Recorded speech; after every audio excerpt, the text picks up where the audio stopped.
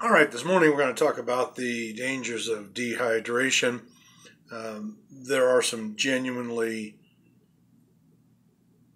substantial dangers to not having enough fluid and you not drinking enough water, and losing the electrolytes as well, that you can lose through sweat and that kind of thing and not replacing them. So we're going to talk about that just a little bit this morning.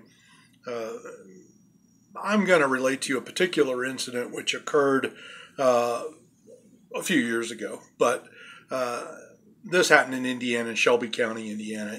The Indiana State Police were conducting an investigation after a 24-year-old man drowned in a pond in Shelby County.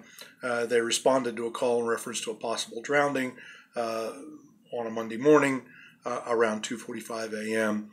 and it gives the account gives the address near the border of Fairland and Shelbyville. Multiple agencies responded to the scene, and they did a search and dive search.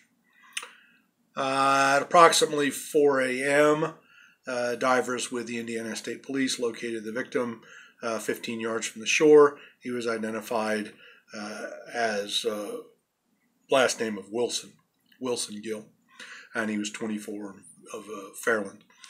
Preliminary investigation reveals that the victim had successfully attempted to swim across a small lake, but he began to struggle on the swim back. He went under the surface of the water and wasn't seen again. Two people that were fishing with the man called 911, and they were able to give a last seen point. They did an autopsy and found that the victim had worked all evening and went fishing directly after work. He was dehydrated, which caused his muscles to cramp, and so he struggled to swim and ended up drowning. It's important that we keep ourselves hydrated during the summer and during the winter months as well. If we drink plenty of fluids, preferably water, not only before you start work activities, but continually during your shift. This particular story highlights the importance of keeping yourself hydrated so you can perform your best during and after work.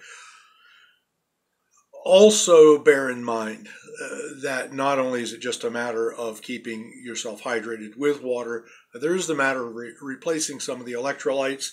There are various ways to do that, various drinks that do have electrolytes in them. And so you do want to pay attention to that, or especially if after you have been ill, then you once again might through either vomiting or diarrhea or something like that, lose some of your electrolytes. And so you want to make sure to replace those. So keep yourself hydrated. It's important for you to continue to do that. On some of our sites, you'll notice that the general contractor will put a chart so that you can judge by color of urine whether you're hydrating sufficiently or not. And they give you some advice on the outside right-hand column of that chart. So you may want to pay attention to that kind of thing so that you can make sure that you're drinking enough water. Other liquids don't necessarily substitute what water will do for you, but just pay attention to that so that you don't get yourself in a bad way, either on the job or off the job. So thanks very much.